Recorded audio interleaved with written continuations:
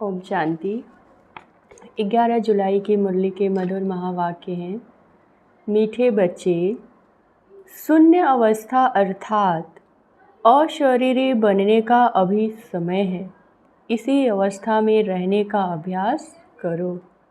प्रश्न है, सबसे ऊंची मंजिल कौन सी है, उसकी प्राप्ति कैसे होगी?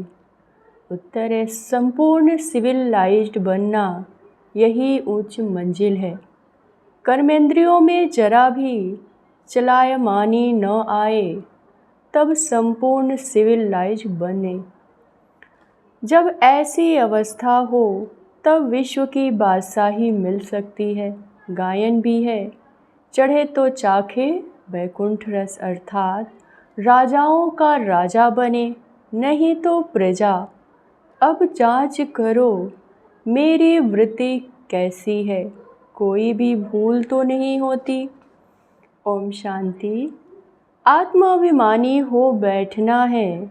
बाप बच्चों को समझाते हैं कि अपने को आत्मा समझो। अब बाबा ऑलराउंडर से पूछते हैं, सतयुग में आत्माभिमानी होते हैं या देह अभिमानी? वहाँ तो ऑटोमेटिकली आत्माभिमानी रहते हैं, घड़ी घड़ी याद करने की दरकार नहीं रहती। हाँ, वहाँ यह समझते हैं, अब यह शरीर बड़ा हुआ, अब इसको छोड़ दूसरा नया लेना है। जैसे सर्प का मिसाल है, वैसे आत्मा भी यह पुराना शरीर छोड़ नया लेती है। भगवान मिसाल दे समझाते हैं, तुम्हें सभी मनुष्यों को ज्ञान की भू कर आप समान ज्ञानवान बनाना है, जिससे परिस्तानी निर्विकारी देवता बन जाए। ऊंच से ऊंच पढ़ाई है मनुष्य से देवता बनना। गायन भी है ना, मनुष्य को देवता किए न लागी वारी। किसने किया? देवताओं ने नहीं किया। भगवान ही मनुष्य को देवता बनाते हैं। मनुष्य इन बातों को जानते नहीं। तुमसे सब जगह पूछते हैं, आपकी एम ऑब्जेक्ट क्या है? तो क्यों नहीं एम ऑब्जेक्ट की लिखत का छोटा पर्चा छपा हुआ हो? जो कोई भी पूछे तो उनको पर्चा दे दो, जिससे समझ जाएं। बाबा ने बहुत अच्छी रीति समझाया है। इस समय यह कलयुगी पतित दुनिया है, जिसमें महान अपरंपार दुख है। अब हम मनुष्यों को सतयुगी पावन महान सुखधाम में ले जाने की सर्विस कर रहे हैं। वह रास्ता बताते हैं। ऐसे नहीं कि हम अद्वैत नॉलेज देते हैं।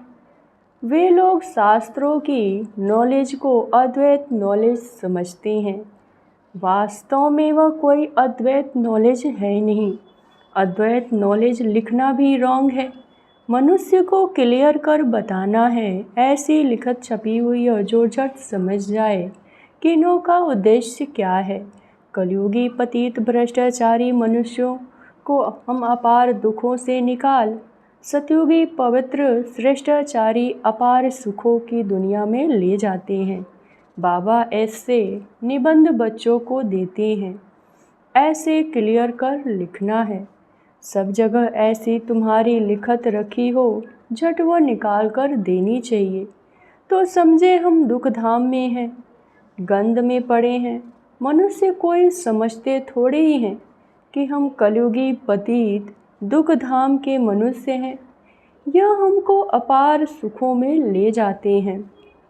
तो ऐसा एक अच्छा पर्चा बनवाना, जैसे बाबा ने भी छपवाया था, सतयुगी हो या कलयुगी मनुष्य। परंतु मनुष्य समझते थोड़े ही हैं, रत्नों को भी पत्थर समझ फेंक देते हैं। यह है ज्ञान रत्न, वह समझाते हैं शास्त्र में रत्न है। तुम क्लियर कर ऐसा बोलो जो समझे। यहाँ तो अपार दुख है, दुखों की भी लिस्ट हो, कम से कम 101 जरूर हो। इस दुख धाम में अपार दुख है, यह सब लिखो, सारी लिस्ट निकालो। दूसरे तरफ फिर अपार सुख, वहाँ दुख का नाम निशान नहीं होता। हम वहाँ राज्य अथवा सुखधाम स्थापना कर रहे हैं। जो छठ मनुष्यों का मुख बंद हो जाए, यह कोई समझते थोड़े ही हैं। इस समय दुखधाम है, इसको तो वहाँ स्वर्ग समझ बैठे हैं। बड़े बड़े महल, नए नए मंदिर आदि बनाते रहते हैं। यह थोड़े ही जानते हैं कि यह सब खत्म हो जाने हैं। पैसे तो उन्हों को बहुत मिलते हैं, रिश्वत के। बाप ने समझाया, यह सब माया का, साइंस का घमंड है। मोटरें, एरोप्लेन आदि यह सब माया का सो है। यह भी कायदा है। जब बाप स्वर्ग की स्थापना करते हैं तो माया भी अपना भभका दिखाती है। इसको कहा जाता है माया का पौम। अब तुम बच्चे सारे विश्व में शांति स्थापना कर रहे हो। अगर माया की कहाँ प्रवेशता हो जाती है तो बच्चों को अंदर खाता है। जब कोई किसी के नाम रूप में फंस पड़ते हैं तो बाप समझाते हैं, यह क्रिमिनलाइज है। कलयुग में है ये क्रिमिनलाइजेशन, सतयुग में है सिविलाइजेशन। इन देवताओं के आगे सब माथा टेकते हैं। आप निर्विकारी, हम विकारी। इसीलिए बाप कहते हैं, हर एक अपनी अवस्था को देखे। बड़े बड़े अच्छे महारथी अपने को देखे। हमारी बुद्धि किसी के नाम रूप में तो जाती नहीं। फलानी बहुत अच्छी है, यह करे, कुछ अंदर में आता है। यह तो बाबा जानते हैं। इस समय संपूर्ण सिविलाइज कोई है नहीं। जरा भी चलाए मानी न आए। बहुत मेहनत है। कोई विरले ऐसे हैं, आंखें कुछ ना कुछ धोखा जरूर देती है। ड्रामा किसकी सिविलाइज जल्दी नहीं बनाएगा। खूब पुरुषार्थ कर अपनी जांच करनी है। कहाँ हमारी आंखें धोखा तो नहीं देती। विश्व का मालिक बनना है, बड़ी ऊंची मंजिल है। चढ़े तो चाखे बैकुंठ रस, अर्थात राजाओं का राजा बनते हैं। गिरे तो प्रजा में चले जाएंगे। आजकल तो कहेंगे विकारी ज़माना है। भल कितने बड़े आदमी हैं, समझो क्वीन है, उनके अंदर भी डर रहता होगा कि कहाँ कोई हमें उड़ा न दे। हर एक मनुष्य में अशांति है। कोई कोई बच्चे भी कितनी अशांति फैलाते हैं। तुम शांति स्थापना कर रहे हो तो पहले तो खुद शांति में रहो, तब दूसरों को भी बल फल भरे। वहाँ तो बड़ा शांति का राज्य चलता है, आंखें सिविल बन जाती हैं। तो बाप कहते हैं अपनी जांच करो। आज मुझ आत्मा की वृत्ति कैसी रही, इसमें बहुत मेहनत है। अपनी संभाल रखनी है। बेहद के बाप को भी सच कभी नहीं बताते। कदम कदम पर भूलें होती रहती है। थोड़ा भी उस क्रिमिनल दृष्टि से देखा, भूल हुई, फ़ौरन नोट करो। 10-20 भूलें तो रोज़ करते ही होंगे जब तक अभूल बने, परंतु सच कोई बताते थोड़े ही हैं। देह अभिमानी से कुछ न कुछ पाप जरूर होगा, वह अंदर खाता रहेगा। कई तो समझते हैं नहीं कि भूल किससे को कहते हैं, जानवर समझते हैं क्या। तुम भी इस ज्ञान के पहले बंदर बुद्धि थे। अब कोई 50%, कोई 10%, कोई कितना चेंज होते जाते हैं। यह आंखें बहुत धोखा देने वाली है, सबसे तीखी है आंखें। बाप कहते हैं तुम आत्मा अशरीरी आई थी, शरीर नहीं था। क्या अभी तुमको पता है कि दूसरा कौन सा शरीर लेंगे, किस संबंध में जाएंगे, मालूम नहीं पड़ता। गर्भ में शून्य ही शून्य रहते हैं, आत्मा बिल्कुल ही शून्य हो जाती है। जब शरीर बड़ा हो तब पता पड़े। तो तुमको ऐसा बनकर जाना है, बस यह पुराना शरीर छोड़कर हमको जाना है। फिर जब शरीर लेंगे तो स्वर्ग में अपना पाठ बजाएंगे। शून्य होने का अभी समय है, भल आत्मा संस्कार ले जाती है। जब शरीर बड़ा होता है तब संस्कार इमर्ज होते हैं। अभी तुमको घर जाना है, इसलिए पुरानी दुनिया का, इस शरीर का भान उड़ा देना है। कुछ भी याद न रहे, परहेज बहुत रखना पड़ता है। जो अंदर में होगा वही बाहर निकलेगा। शिव बाबा के अंदर भी ज्ञान है, मेरा भी पाठ है। मेरे लिए भी कहते हैं ज्ञान का सागर, महिमा गाते हैं, अर्थ कुछ भी नहीं जानते। अभी तुम अर्थ सहित जानते हो, बाकी आत्मा की बुद्धि ऐसी वर्थ नॉट ए पेनी हो जाती है। बाप कितना बुद्धिमान बनाते हैं। मनुष्यों के पास तो करोड़ों पदम है। यह माया का पंप है ना। साइंस में जो अपना काम की चीज़ें हैं वह वहाँ भी होगी, वह बनाने वाले वहाँ भी जाएंगे, राजा तो नहीं बनेंगे। यह लोग पिछाड़ी में तुम्हारे पास आएंगे, फिर औरों को भी सिखाएंगे। एक बाप से तुम कितने सीखते हो। एक बाप ही दुनिया को क्या से क्या बना देते हैं। इन्वेंशन हमेशा एक निकालते हैं फिर फैलाते हैं। बॉम्ब्स बनाने वाले भी पहले एक था, समझा इससे दुनिया विनाश हो जाएगी, फिर और बनाते गए। वहाँ भी साइंस तो चाहिए ना, टाइम पड़ा है, सीखकर होशियार हो जाएंगे। बाप की पहचान मिल गई, फिर स्वर्ग में आकर नौकर चाकर बनेंगे। वहाँ सब सुख की बातें होती है। जो सुख धाम में था वह फिर होगा। वहाँ कोई रोग दुख की बात नहीं है। यहाँ तो अपरंपार दुख है, वहाँ अपरंपार सुख है। अभी हम यह स्थापना कर रहे हैं, दुख हरता सुख करता एक बाप ही है। पहले तो खुद भी ऐसी अवस्था चाहिए, सिर्फ पंडिताई नहीं चाहिए।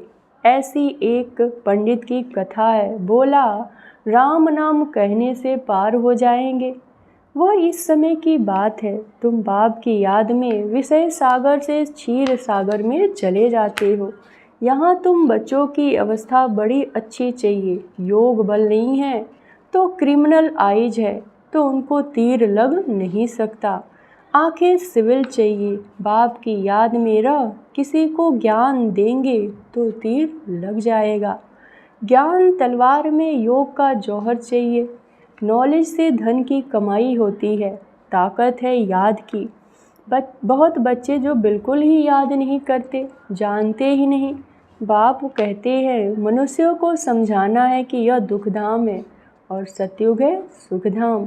कलयुग में सुख का नाम ही नहीं, अगर है भी तो काग विष्ठा के समान। सतयुग में तो अपार सुख है। मनुष्य अर्थ नहीं समझते, मुक्ति के लिए माथा मारते हैं। जीवन मुक्ति तो कोई जानते ही नहीं, तो ज्ञान भी कैसे दे सकते हैं। वो आते ही हैं रजो प्रधान समय में, वो फिर राजयोग कैसे सिखलाएंगे। यहाँ तो सुख है काग विष्ठा समान। राजयोग से क्या हुआ था यह भी नहीं जानते। तुम बच्चे जानते हो, यह भी सब ड्रामा में चल रहा है। अखबार में तुम्हारी निंदा लिखते हैं, यह तो होना ही है। अबलाओं पर किस्म किस्म के सितम आते हैं। दुनिया में अनेक दुख हैं, अभी कोई सुख थोड़े ही है।